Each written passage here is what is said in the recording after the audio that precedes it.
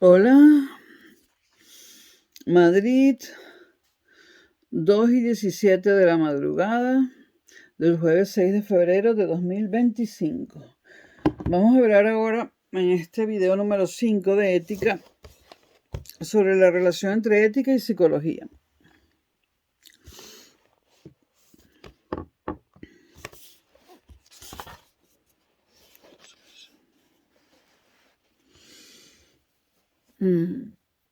Bueno, hay cosas interesantes que mencionar antes de entrar propiamente en materia, como por ejemplo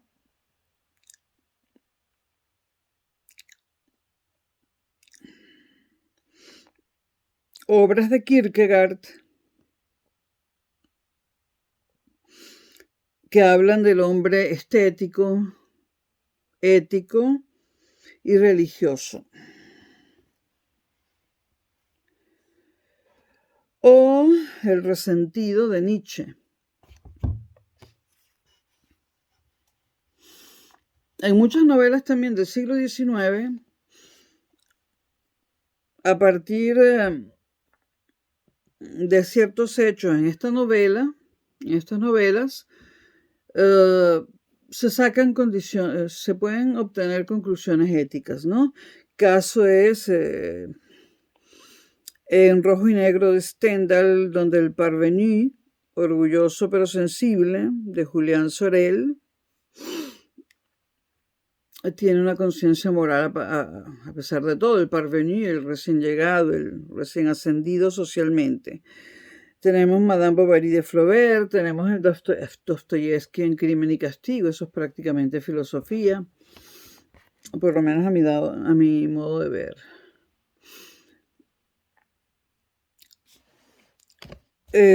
Tenemos a Nietzsche, a Kierkegaard con su hombre estético, ético y religioso. Hay en Kierkegaard un hombre estético. Tenemos a Max Scheler también, en el mismo sentido.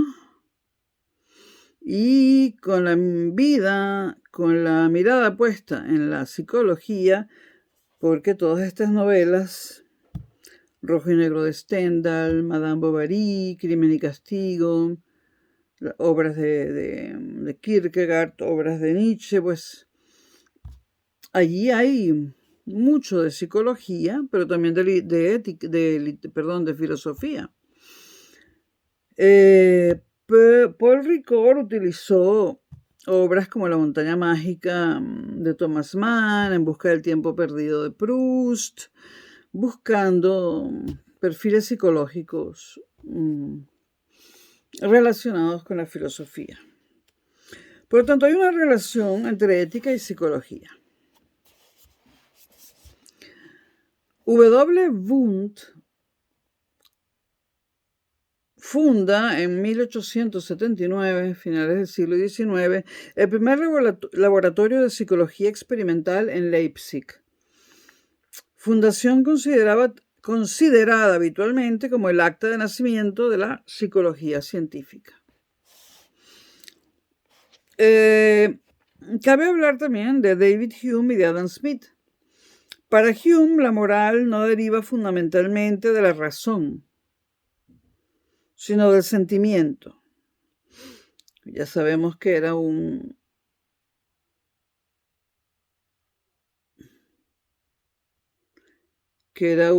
ex empirista. Porque, y cito a Hume, la razón no puede oponerse nunca a la pasión en lo concerniente a la dirección de la voluntad. Hasta el punto de que es y solo debe ser esclava de las pasiones y no puede pretender otro oficio que el de servirlas y obedecerlas.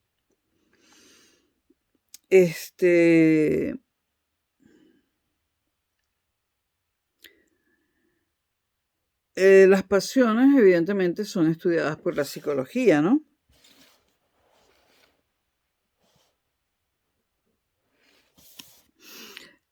En la filosofía inglesa tenemos a E.G. Moore, a comienzos del siglo XX, ¿no? Con apuntes también acerca de ética y psicología.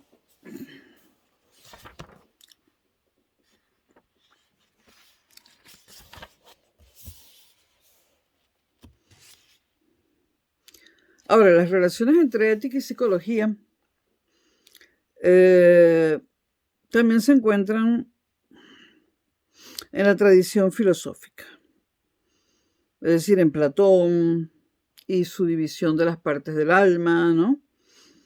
En Aristóteles y luego en la Edad Media en Santo Tomás de Aquino, que consideraba que el alma, siguiendo la tradición griega, es considerada como principio de origen de todas nuestras operaciones.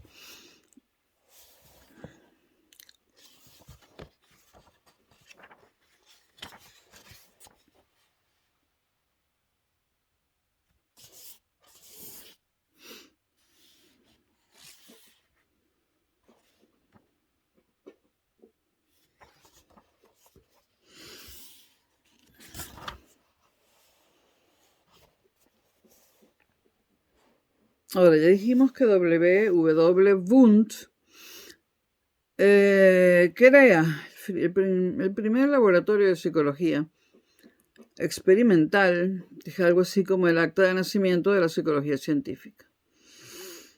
La psicología introspectiva y elementalista de Wundt, el cual la concebía como la ciencia objetiva de los hechos de conciencia. O sea, Wundt, dentro del campo del empirismo, consideraba a la psicología una ciencia objetiva, es decir, que se podía estudiar a través de los sentidos. Pero en el tránsito del siglo XIX al XX, 3 movimientos psicológicos se opondrán a uno u otro de los postulados básicos y darán lugar a las 3 grandes corrientes que van a disputarse el campo de la nueva ciencia: la teoría de la Gestalt, el conductismo y el psicoanálisis, a las que cabría añadir otras tendencias más o menos dependientes de determinadas concepciones filosóficas, y a las que se podría agrupar bajo el rótulo de psicología fenomenológica.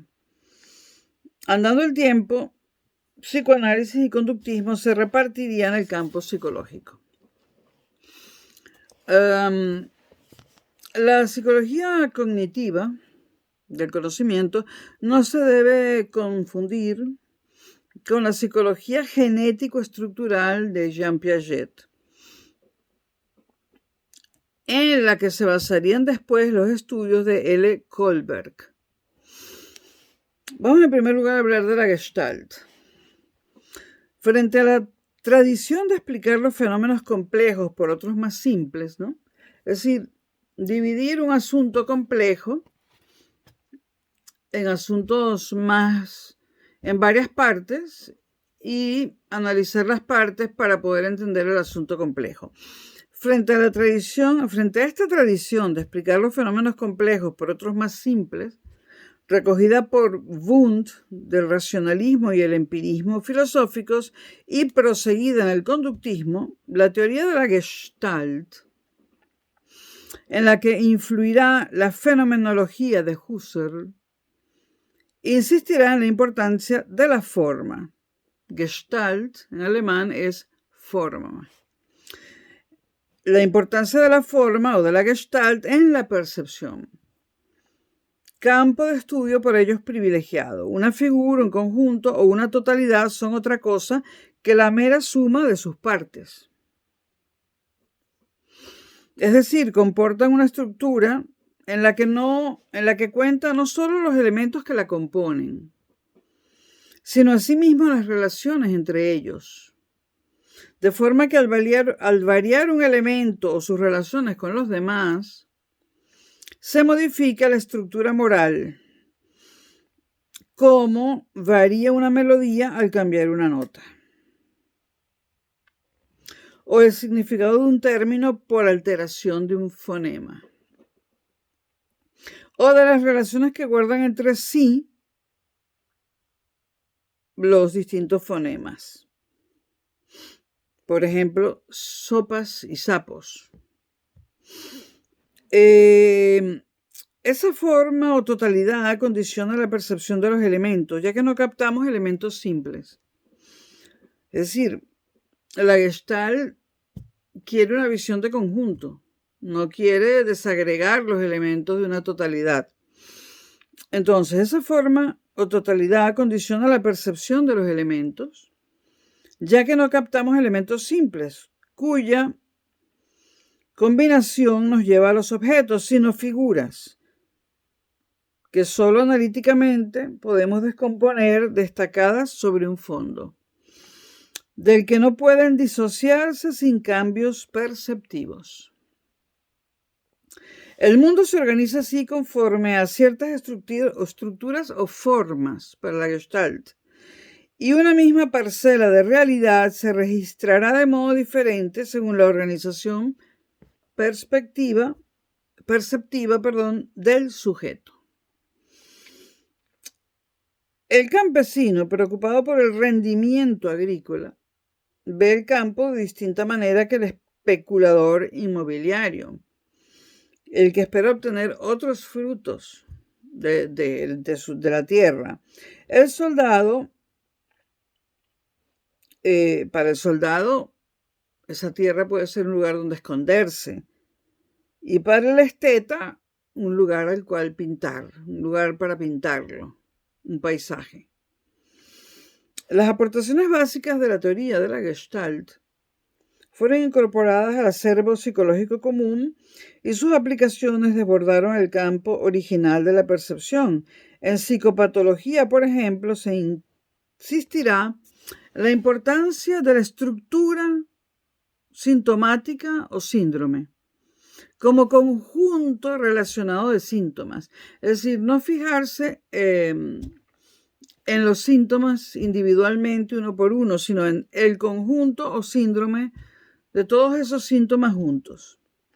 Por lo que a la teoría ética se refiere, los psicólogos de la Gestalt mantuvieron que también nuestras motivaciones y valores éticos siguen ciertas leyes, dependientes en última instancia de la electroquímica cerebral, en virtud de las cuales los desacuerdos éticos podrían interpretarse como percepciones psicológicas diferentes de similares situaciones de estímulos. La asunción de normas y valores éticas es bastante más compleja que la psicología de la percepción, como los representantes de la Gestalt estuvieron dispuestos a conceder, aun cuando ellos insistieron en la importancia de las estructuras o formas de valorar, que no podrían reducirse al mero condicionamiento. Y esto es lo que vamos a decir acerca de la Gestalt.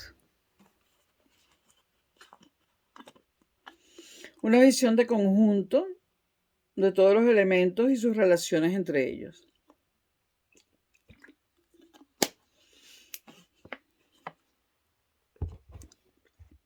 El conductismo. Si la Gestalt reaccionó frente al elementalismo de Wundt, el conductismo lo haría frente a la introspección. Queriendo otorgarle a la psicología un estatuto científico, decidieron desechar todas las entidades mentales no observables e inspirándose en la teoría del reflejo simple y condicionado de Pavlov, que seguro todo el mundo conoce,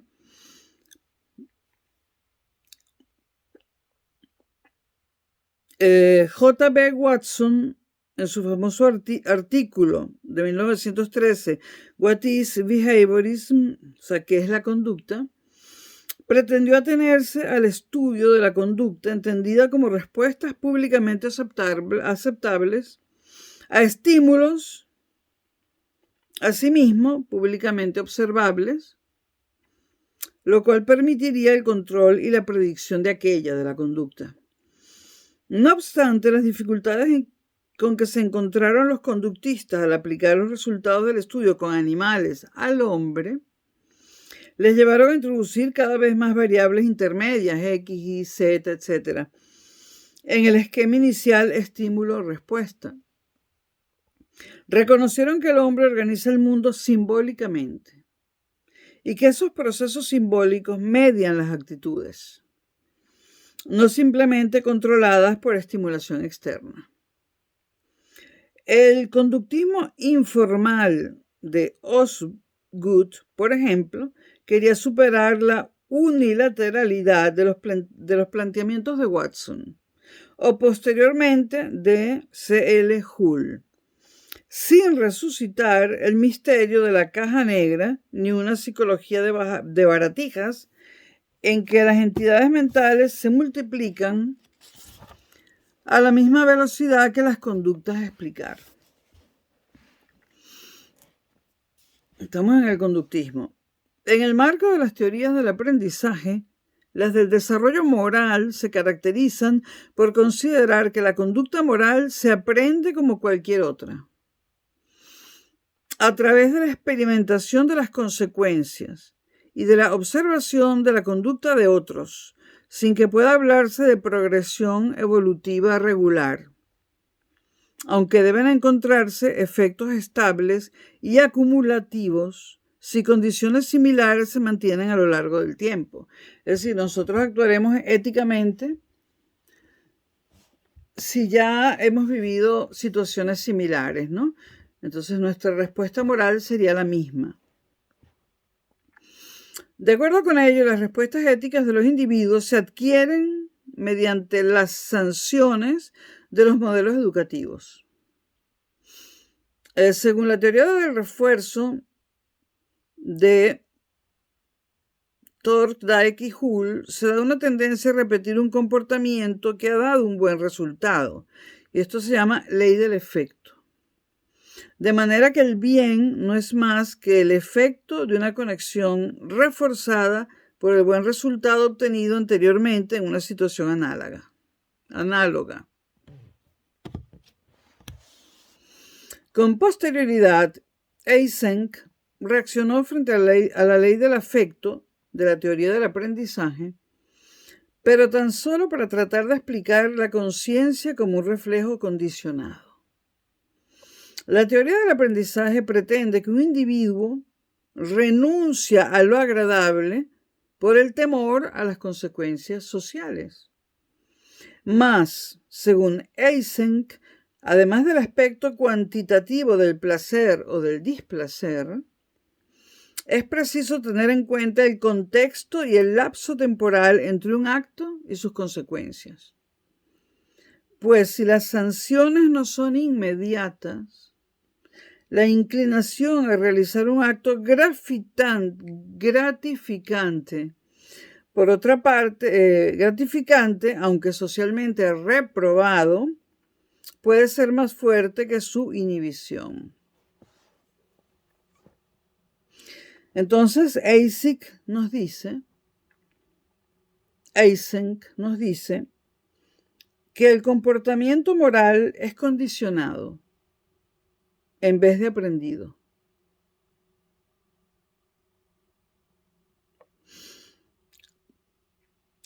Y dice, no son las consecuencias sociales lo que el individuo teme ante todo, ya que muchas veces la inhibición se impone aún a sabiendas de que las sanciones externas pueden burlarse, sino mecanismos automáticos internos, como el miedo y la angustia, que no siguen al delito, sino que lo preceden y que se han implantado a través de la asociación de estímulos repetidamente unidos y su generalización a conductas similares, como la que se da entre una acción y su reprobación por parte de padres, educadores y medio social. Si la reprobación es anterior a la conducta, se fortalecerá la resistencia a la tentación. Si la reprobación es posterior a la conducta, se generarán sentimientos de culpabilidad. Ahora, B.F. Skinner, en Más allá de la libertad y de la dignidad, obra de 1986, defiende el determinismo y propone una vuelta al conductismo radical, y a la tecnología de la conducta, criticando asimismo los recientes intentos basados en el procesamiento de la información de la psicología cognitiva. Sin embargo, el conductismo, al tratar de aplicar los resultados experimentales del estudio con animales al hombre, descuida lo más específico de éste y es incapaz de dar cuenta de la complejidad y variabilidad del comportamiento humano. El cerebro no parece solo un lugar de paso de la estimulación para su transformación en una respuesta prefijada, sino un centro de elaboración y decisión entre diversas respuestas posibles. La reducción de la ética a psicología se puede proseguir reduciendo esta a su vez a procesos neurobiológicos o físico-químicos. A veces se hace esto, de reducir la ética a psicología y la psicología a procesos físico-químicos o neurobiológicos. Pero esos procesos, en el caso del hombre, no determinan una única conducta, sino que abren una red de posibilidades entre las que el sujeto ha de elegir, no solo dando respuestas a su medio, culturalmente organizado en mundo, sino haciendo también propuestas. Sin negar, pues, las aportaciones que el conductismo realiza a la psicología y a la terapia en determinados campos, su epistemología positivista, al tratar de subsumir las acciones en acontecimientos, eludiendo así la trama de conceptos como agente, intencionalidad, responsabilidad e imputabilidad, ha sido criticada por la filosofía de la ciencia del siglo XX, ya que queriendo explicar la conducta humana científicamente no hace sino menguarla. Y estos filósofos de la ciencia del siglo XX, para ellos el proyecto de una ética científica está condenado al fracaso, que es el proyecto del conductivismo.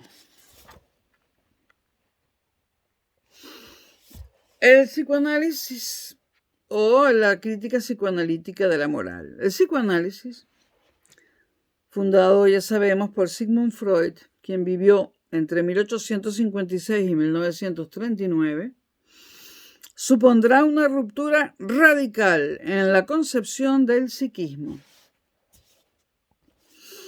La interpretación de los sueños, que yo me he leído íntegra y la recomiendo ampliamente, eso es una maravilla, Freud era un genio. Recomiendo los 3 libritos de bolsillo de Alianza Editorial, que divide la interpretación de los sueños, la divide en 3 libritos. Bueno, la interpretación de los sueños, obra de 1900, en ella Freud diferenció 3 instancias psíquicas: lo consciente, lo preconsciente y lo inconsciente. Podemos considerar consciente, y esto es importante, aquello de lo que nos damos cuenta en un momento determinado. Lo que no se encuentra en el campo de la conciencia, pero puede acceder con relativa facilidad a él, sería preconsciente. Es decir, algo que hemos olvidado, pero si hacemos un esfuerzo, regresa, ¿no? Preconsciente. Sin embargo, lo inconsciente, propiamente dicho, sería aquello que ni se encuentra presente en la conciencia ni puede acceder a ella, sino en todo caso, habiendo de vencer fuertes resistencias afectivas. La gran divisoria no se encuentra para Freud entre lo inconsciente por un lado y lo subconsciente como un todo por otro, sino entre el sistema inconsciente y el sistema preconsciente-consciente.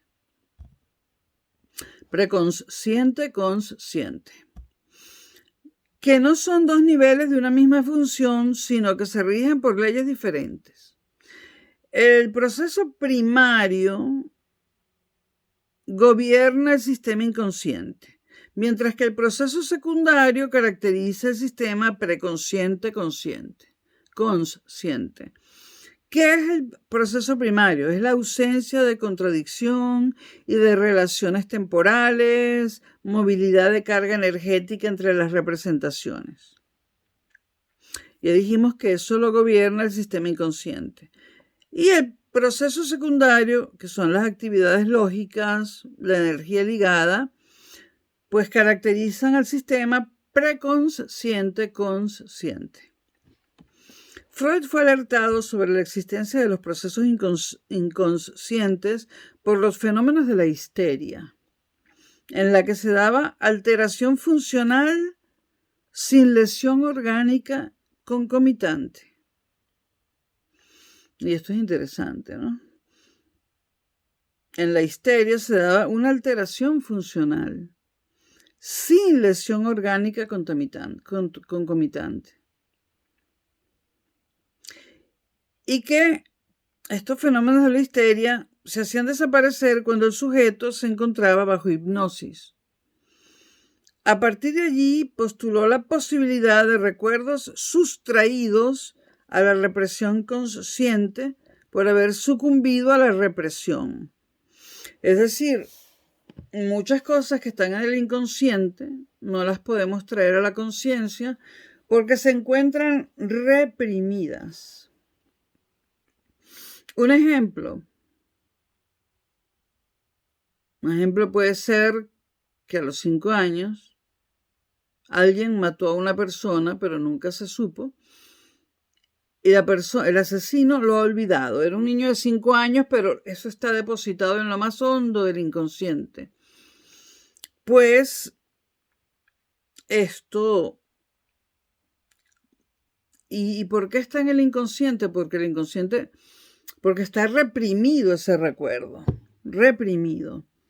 Y solo volviéndolo inconsciente consciente a través del psicoanálisis, puede esa persona recordar que mató a alguien, por dar un ejemplo extremo, ¿no?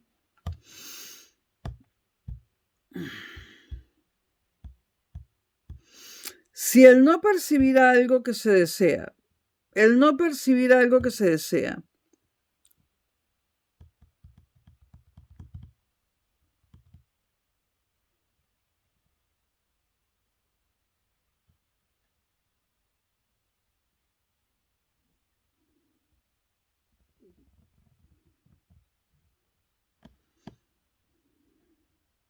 o sea, la inconsciencia podríamos decir que es el no percibir algo que se desea.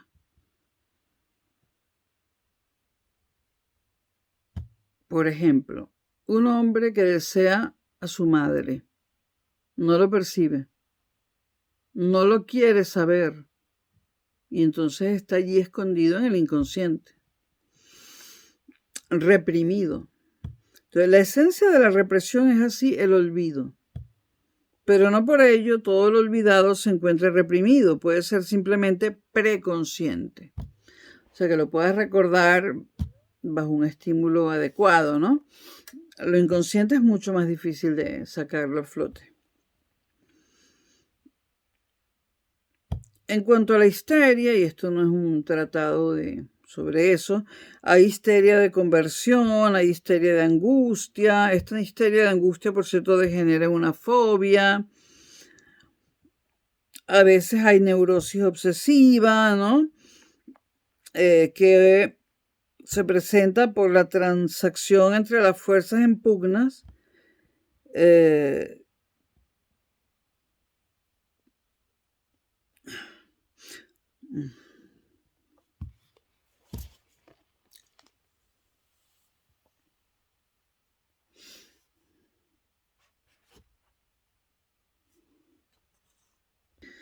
Perdón, es que tengo algo de sueño. Vamos a ver si puedo seguir. Bueno, está la histeria de conversión, histeria de angustia que degenera en fobia, Y está la neurosis obsesiva, que somete al pensamiento a todo tipo de dudas, tensiones, escrúpulos y ceremoniales. Pero en cualquier caso, de la transacción entre las fuerzas en pugna surgen los síntomas, que son como el pacto o armisticio al que llegan dos ejércitos cuando ninguno de ellos puede imponer decididamente su triunfo en la batalla.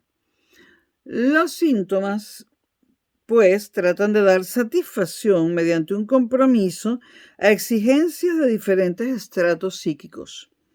Y en ellos lo reprimido retorna de forma desplazada y disfrazada. Nuevamente,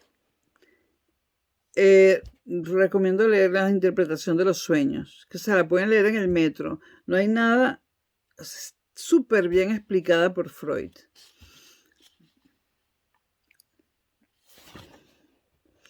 Freud utilizó el término pulsión, trip, para referirse a la sexualidad humana, que frente a lo que solía pensarse no es instintiva. Bueno, yo no estoy muy segura de eso y tampoco estoy muy segura que Freud haya dicho eso. Lo que pasa es que estoy usando cierta bibliografía, ¿no? Entonces, Freud utilizó el término pulsión para referirse a la sexualidad humana, que frente a lo que solía pensarse no es instintiva. Para mí es instintiva en la persona que carece totalmente de educación, o sea, que de casualidad sabe leer y escribir, pero bueno. Mientras el instinto, dice Freud, se expresa en una conducta genéticamente adquirida y estereotipada, mas sin objeto ni fin específico, que han de ser cultural y biográficamente moldeados. A la sensación subjetiva que acompaña la necesidad de nutrición se le denomina hambre. Freud propone denominar a lo que corresponde al hambre en el dominio sexual líbido. Este término derivado del latín que significa deseo, envidia. Si la sexualidad fuera un instinto, para Freud, viene a decir la argumentación freudiana, las denominadas perversiones serían una excepción. La excepción que confirma la regla. Sin embargo, los testimonios históricos y antropológicos dan cuenta de la amplitud y variabilidad de las perversiones sexuales. Ahora bien, los perversos no tanto llegan a serlo cuanto siguen siéndolo, pues todos lo fuimos en la infancia, caracterizada por una sexualidad de tendencias perfectas, autoerotismo, conductas incestuosas, a las que las sanciones sociales y morales tratarán de poner más tarde un dique. Cuando el conflicto entre los impulsos y las normas no se elabora bien, surgen las neurosis, que no son sino el negativo de las perversiones. Para Freud, la sexualidad abarca un campo mucho más amplio que el de la genitalidad, refiriéndose a aquellas conductas capaces de suscitar un placer desligado de la satisfacción de una necesidad fisiológica, como se manifiesta ejemplarmente en la sexualidad oral del niño. Las pulsiones sexuales nacerán apuntaladas o apoyadas en las pulsiones del yo o de conservación. Primera gran división pulsional establecida por Freud. Pulsiones del yo o de conservación, las pulsiones sexuales. Más tarde, a partir de Introducción al Narcisismo, publicado por Freud, obra de Freud publicada en 1914, estimará que el yo no es tan solo una instancia de adaptación a la realidad, sino asimismo una reserva libidinal,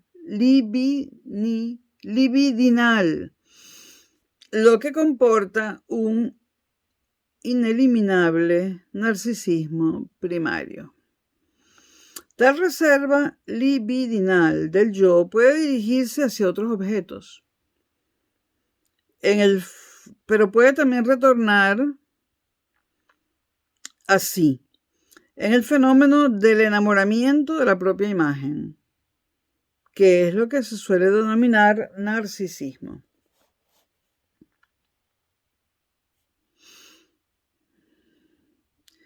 Bueno, fueron estas observaciones, sobre todo la compulsión a la repetición por parte de los pacientes neuróticos. La compulsión a la repetición cabría explicarla detalladamente, pero este no es el objeto de este video. Entonces, entre otras observaciones, sobre todo la compulsión a la repetición por parte de los pacientes neuróticos, en una conducta que parecía alejarse de los dictados de la realidad y del deber, pero también de la prosecución del placer, son las que llevaron a plantear, en más allá del principio del placer, un nuevo dualismo pulsional, más allá del principio del placer, libro de Freud de 1920.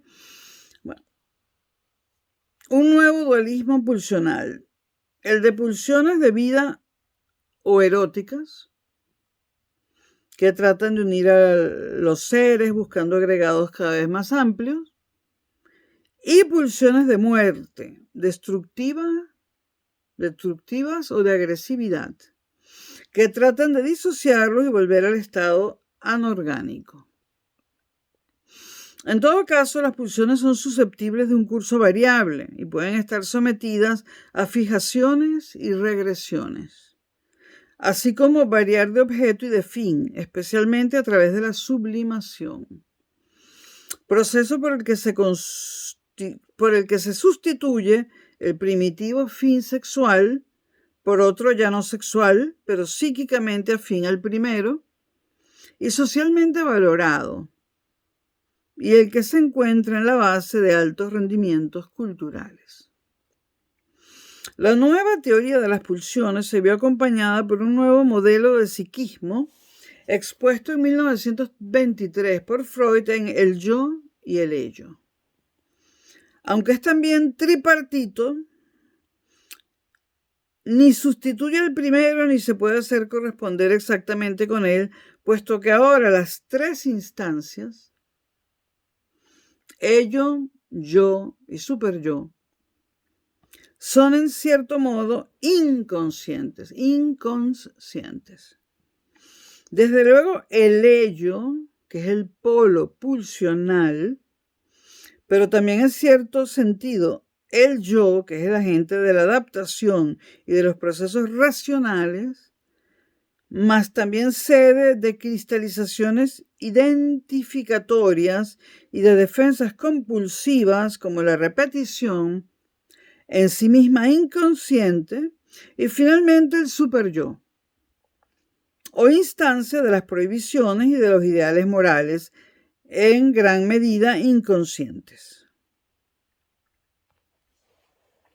Entonces tenemos el ello,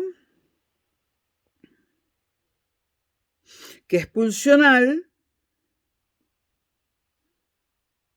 donde están las pasiones. Tenemos el yo, que es el agente de la adaptación y de los procesos racionales, pero también es la sede de cristalizaciones identificatorias y de defensas compulsivas como la represión. Y luego tenemos el superyo, que es una instancia de las prohibiciones y de los ideales morales en gran medida inconscientes. Los procesos que sustentan la génesis de las instancias morales, y esto es importante, los procesos que sustentan la génesis de las instancias morales son además de la sublimación, la idealización y la identificación. A diferencia de la sublimación de la que acabamos de hablar, que cambia el primitivo fin sexual de la pulsión La idealización no afecta sino al objeto, que es engrandecido, magnificado.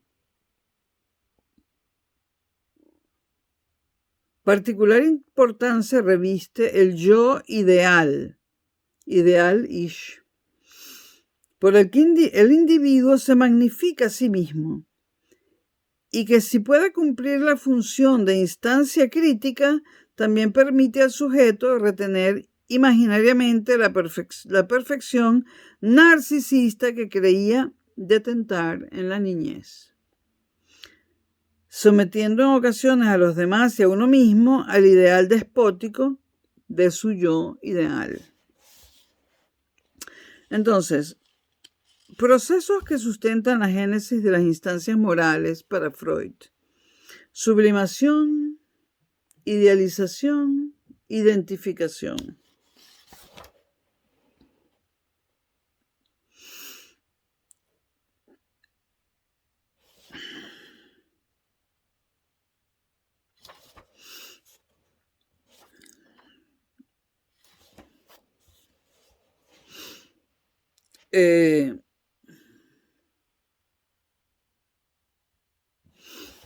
Freud habla del complejo de castración,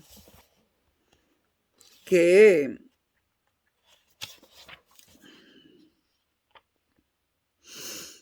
del complejo de castración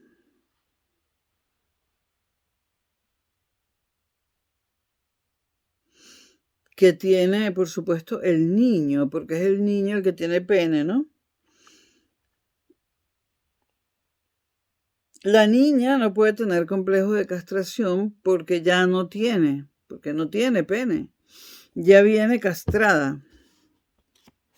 Ahora, según Freud, desde la madre hacia la niña desde la madre hacia el padre, poseedor del pene, y más tarde hacia el hombre que le reemplace y pueda darle el hijo que simboliza el pene.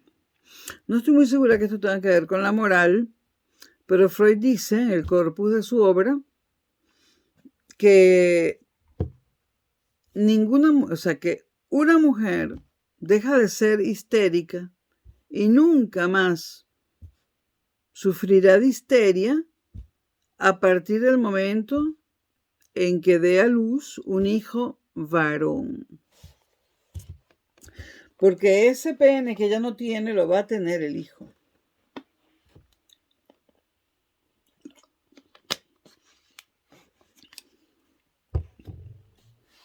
Pero quiero más bien ocuparme de la moral más directamente, ¿no? Ahora, la pulsión erótica consigue en ocasiones arrastrar consigo los componentes destructivos. Por ejemplo, componentes sádicos que se puedan dar en la relación sexual. Bueno, vamos a hablar de la crítica freudiana. Primero, hay una crítica genético-funcional y crítica sustantiva. Descentramiento y protagonismo de la conciencia moral. Lo primero que conviene poner de relieve en que esa crítica no es sustantiva, lo que conviene poner en relieve primero que nada es que esa crítica no es sustantiva, sino genético-funcional. Freud no se pregunta por las razones que justifican los preceptos morales, sino por los elementos que explican su surgimiento y por el papel que aquellos juegan en la economía psíquica. Es decir, a Freud no le importa las razones que justifiquen los preceptos morales. A él le interesa saber los elementos que explican su surgimiento. Se ha señalado a sí mismo que en la teoría moral de Freud no hay una teoría del deber ser, sino una psicología de lo que llega a ser deber. Más propiamente una psicogenética de la moral, genética del deber, pero no filosofía del deber ser. Según recordó el propio Freud, el psicoanálisis no es una filosofía ni una concepción del mundo. Por eso su crítica será fecunda en la medida en que permanezca en su campo, sin pretensiones totalizantes y totalitarias. Por eso también, y frente a lo que tantas veces se ha mantenido tras la publicación de la Ética del psicoanálisis de Lacan, en 1988, no hay lugar en el psicoanálisis para una ética o filosofía moral que escapa por completo a su competencia, aunque no por ello la ética pueda permanecer ajena a su crítica. Y esto es importantísimo para el tema que nos ocupa, que es la ética. Repito, no hay lugar, dice Freud, en el psicoanálisis para una ética o filosofía moral, ética en mayúscula, o filosofía moral, que escapa por completo a su competencia, aunque no por ello la ética pueda permanecer ajena a su crítica.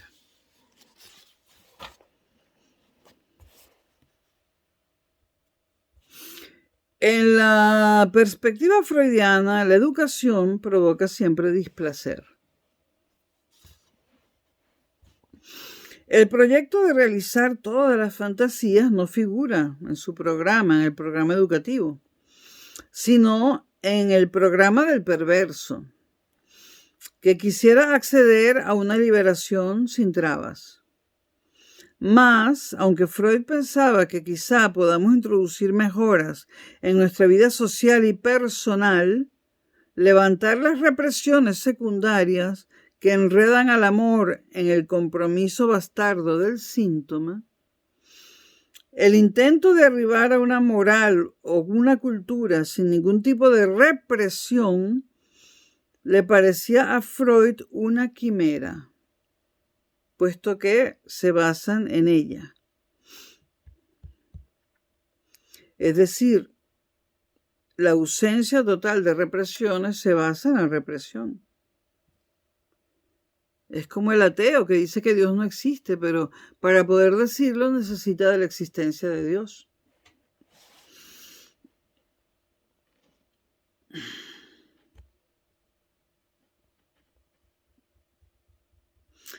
Bueno, aunque Freud tendió a acentuar principalmente el aspecto de la severidad del superyo, es preciso tener en cuenta que solo gracias a él y a la distancia que impone respecto a una supuesta realización sin restricciones de los impulsos es como se puede alcanzar un orden en la conducta humana. Gracias al superyo. Solo sobre esta ley inconsciente sobre la que se levanta la conciencia moral, que por eso es su heredera y que por supuesto está abierta a una multiplicidad de influencias y elaboraciones. Estas elaboraciones son tarea del yo y sobre ellas el propio Freud no ofreció sino esbozos. De ahí que pese a sus múltiples condicionamientos, la conciencia siga siendo central en el planteamiento freudiano, no solo porque en su sentido epistemológico han sido los procesos racionales y conscientes los que han logrado descubrir los dinamismos inconscientes, sino asimismo porque en cuanto a conciencia moral, por enraizada que se encuentre en la vida pulsional, se erige en el protagonista insustituible de la vida moral, la conciencia moral. Luego vamos a ver lo que dice Freud respecto a la ambigüedad de los ideales. ¿Es el amor al otro simple amor al yo? Bien. Llamar la atención sobre la conexión entre el orden pulsional y el orden normativo, así como sobre la ambigüedad de las formaciones morales, tanto de los ideales como de la culpa, es lo que hace Freud, llamar la atención sobre eso. Pero esa ambigüedad sobre la que se nos anima a estar vigilantes no ha de comportar su ruina, como si fuera posible vivir sin ideales, o cupiera homogeneizarlos olvidando las diferencias de todo tipo: éticas, políticas, de patria, de raza, de solidaridad, de suelo, de sangre, etcétera, etcétera. Por ineliminable que el narcisismo primario resulte, eso no quiere decir que el amor al otro no sea más que amor a sí. En esa línea, algunos autores han querido ver en el egoísmo una forma de solidaridad.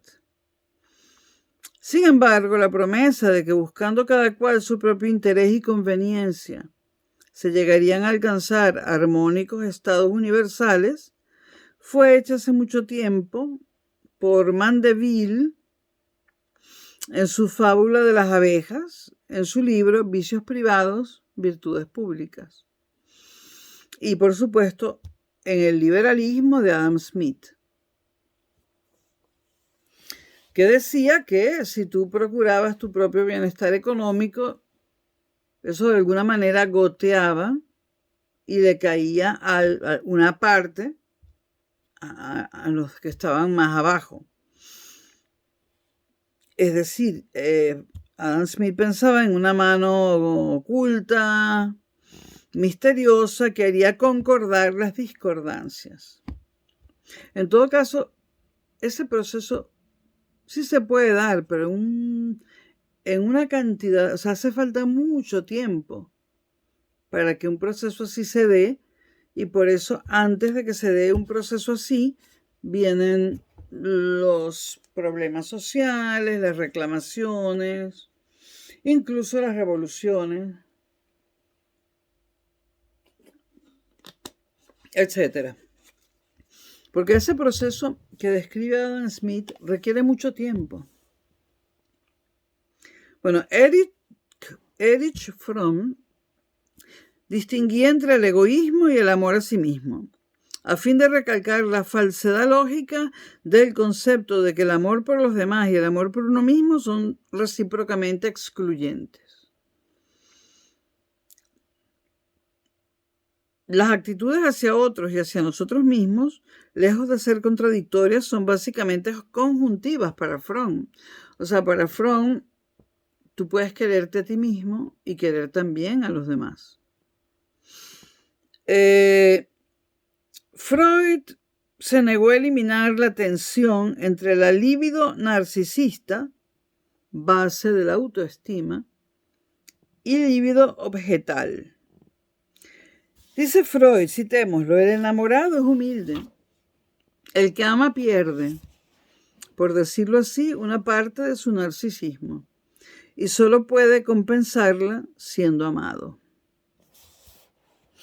En cualquier caso, sin hacer de la culpa el único eje de la moral, probablemente no se la pueda esquivar en una mínima fenomenología de la misma. La culpa tiene un gran protagonismo en la obra de Freud. Y para un no creyente, hijo de judíos además, bueno, es que la culpa surge por primera vez en el cristianismo. Bueno, la idea de culpa representaría una última forma de interiorización, expresada con las metáforas del desgarro provocado por el remordimiento, de la carga que abruma y de la conciencia como tribunal que condena. El sentimiento de culpa es entonces la increpación de una instancia interior que, vuelta sobre sí misma, se autoobserva y acusa.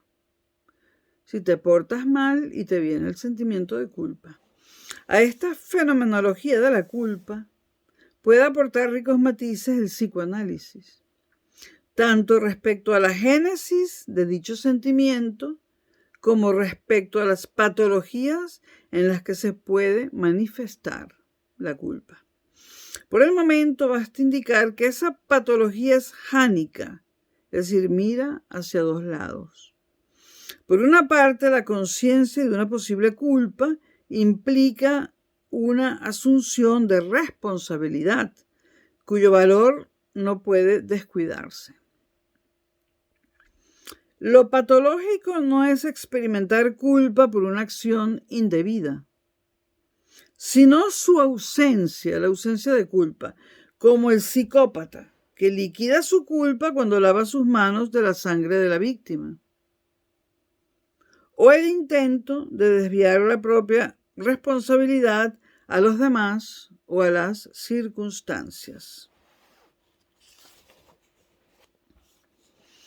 Por lo demás, la práctica psicoanalítica contradice continuamente el planteamiento teórico de la metapsicología freudiana, pues un análisis no puede llevarse a cabo sin el reconocimiento, más o menos oscuro, por parte del paciente, de que él es, al menos en parte, responsable de lo que le sucede, cómplice del síntoma del que se queja.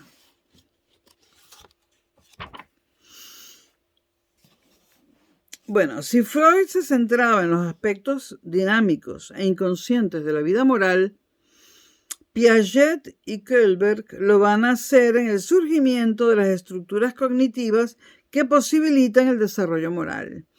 ¿Qué podemos rescatar de Freud para el tema de la moral? El sentimiento de culpa. Hablemos ahora de Jean Piaget. Jean Piaget se ocupó del juicio moral en el marco de su estudio sobre el desarrollo de la inteligencia humana, insistiendo en que ésta se desenvuelve de acuerdo con procesos cognitivos que siguen un orden cronológico. Según Piaget, los humanos, como el resto de los organismos, operan con dos funciones invariantes: la organización y la adaptación al entorno.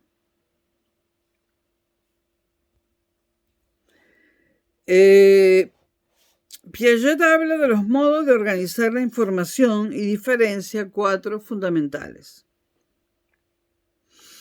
El primero, el sensomotor. Hasta los 2 años de edad, dice Piaget. En segundo lugar, el preoperatorio o prelógico, hasta los 7 años de edad, caracterizado por la llegada del pensamiento o representación interna de actos externos, es decir, por la capacidad de referirse a un objeto sin que éste sensiblemente presente cognitivamente.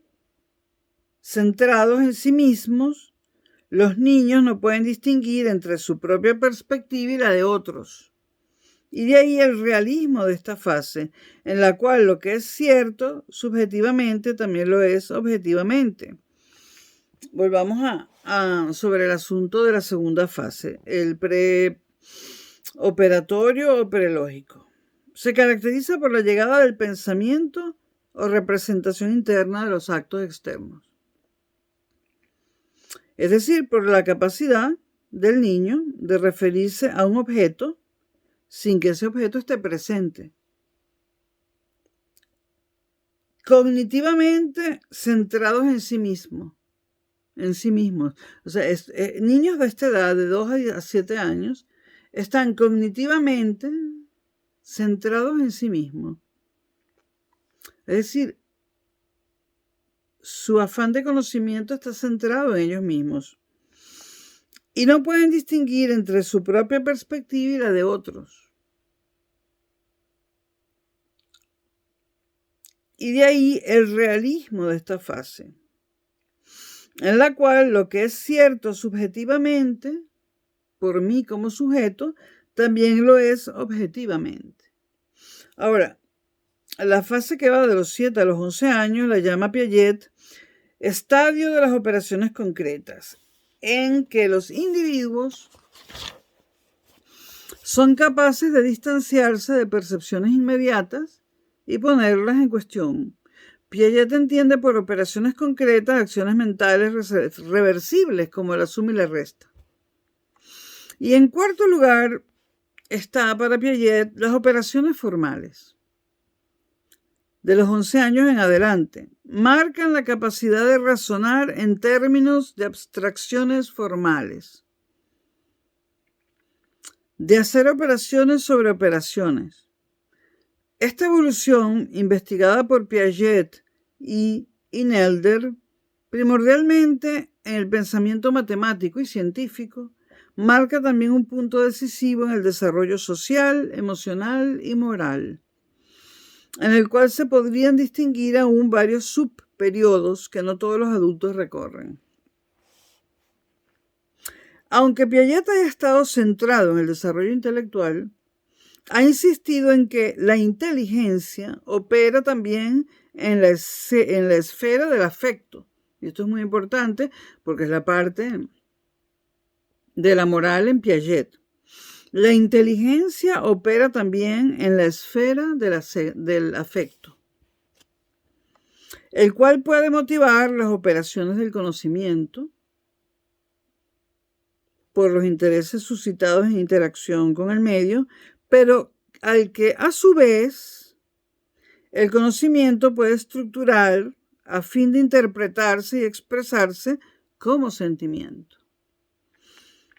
Esta interacción entre conocimiento y afecto ha sido puesta de relieve sobre todo en el área del juicio moral o estructura cognitiva acerca de cómo debemos tratarnos a nosotros mismos y a los demás. Influido por Durkheim, para el que la esencia de la educación moral era enseñar a obedecer las reglas morales de la sociedad, Piaget trató de analizar cómo los niños desarrollan el respeto por las reglas y el sentido de solidaridad social, comenzando su estudio no con las reglas morales explícitas, sino a través de las reglas del juego o de los juegos de los niños. Piaget habla también en sus estudios del concepto moral de cooperación.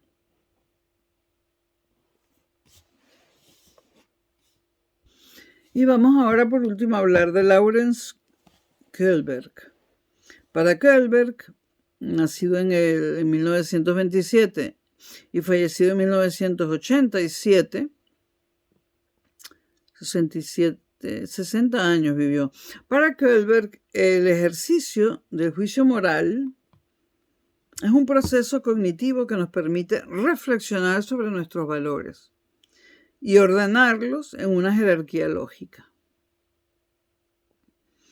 El desarrollo de los periodos cognitivos es condición necesaria para Kohlberg, pero no suficiente para el de los niveles socio-morales, dado que estos requieren una reestructuración de las reacciones emocionales, estructuras emergentes en la interacción con el entorno social.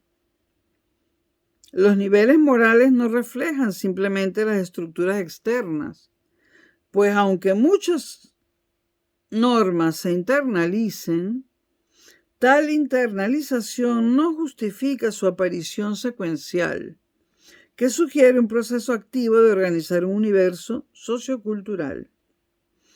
Según Kohlberg, en el desarrollo del juicio moral, se pueden distinguir 3 niveles y en cada uno de ellos 2 estadios. En el nivel preconvencional, las cuestiones morales se enfocan desde la perspectiva de los intereses concretos de los individuos implicados. El nivel preconvencional. En el nivel convencional, desde la perspectiva de un miembro de la sociedad que no solo se esfuerza por evitar el castigo, sino también por vivir positivamente de acuerdo con definiciones aceptadas de determinados roles, los cuales tratan de ser bien desempeñados, preocupándose el individuo por proteger tanto sus intereses como los de la sociedad. Entonces, en el nivel preconvencional, interesan los intereses del individuo, valga la redundancia, y en el convencional, el individuo también piensa en los intereses del prójimo. En el nivel postconvencional o de principios, la perspectiva desde la que se consideran los problemas morales sobrepasa la de las normas y leyes dadas por la propia sociedad, cuestionando cuáles son los principios sobre los que podría basarse una sociedad justa y buena. El primer nivel caracteriza a menudo el razonamiento moral de los niños, aunque muchos adolescentes y algunos adultos persisten en él. Es decir, en luchar por sus intereses concretos. El segundo surge normalmente en la adolescencia y permanece dominante en el pensamiento de la mayoría de los adultos. El tercero es menos frecuente, pero, caso de aparecer, lo hace durante la adolescencia o el comienzo de la adultez, caracterizando el razonamiento de una minoría de adultos. Es decir, es elitista.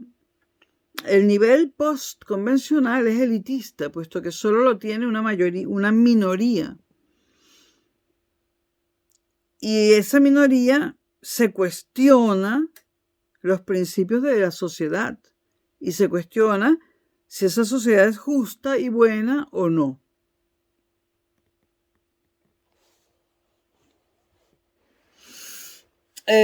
Carol Gilligan, discípula de Kohlberg, ha insistido en que los estudios de este solo han tenido en cuenta una muestra masculina. Y no solo eso, ¿no? Sino que estos estudios se han llevado a cabo solo en determinadas civilizaciones, ¿no? Por ejemplo, a veces en Turquía, a veces en México, ¿no? Y hay que tomar en cuenta la cultura distinta de esos dos países, por ejemplo, ¿no? Y no solamente en esos dos países.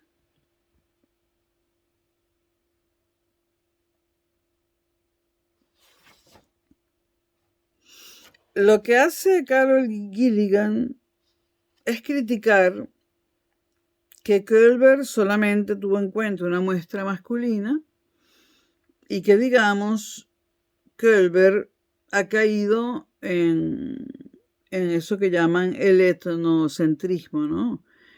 En ver la normalidad como en la conducta de los europeos, ¿no?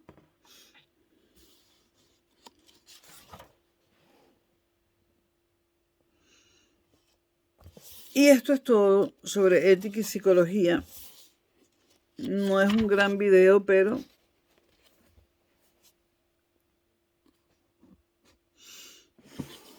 nos vemos próximamente.